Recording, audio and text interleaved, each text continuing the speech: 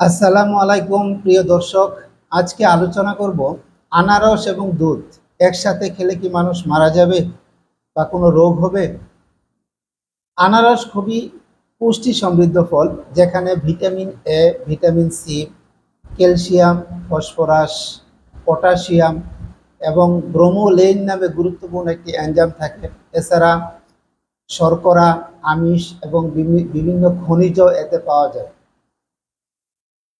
আনারস স্বাস্থ্যের জন্য খুবই উপকারী এবং এতে থাকা ব্রোমোলিন এটিও স্বাস্থ্যের জন্য খুবই উপকারী।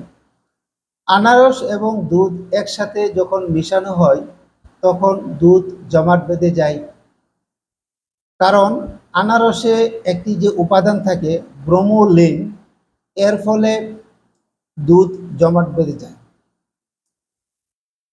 আনারস এবং দুধ একসাথে খেলে পেটে অ্যাসিডিটি হতে পারে, পেট ব্যথা হতে পারে, পেট ফেঁপে যেতে পারে, বমি বমি ভাব হতে পারে, অ্যালার্জিক রিয়াকশন হতে পারে, এই সমস্যাগুলি হতে পারে।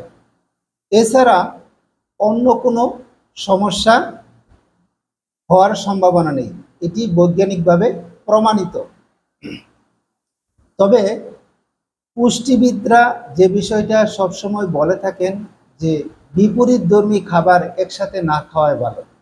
অর্থাৎ এক খাবার আরেক খাবারের প্রতি যদি রিয়াকশন থাকে, যেমন আনারস দুধের সাথে মিশালে জমাট বেঁধে যায়, এটাকে বিপরীতধর্মী খাবার বলা হয়। তো বিপরীতধর্মী খাবার একসাথে না খাওয়াই ভালো। আর আপনি আনারস খাবেন সাথে সাথে দুধ খাওয়ার প্রয়োজন কি, বা দুধ খাবেন সাথে সাথে আনারস খাওয়ার প্রয়োজনটা কি?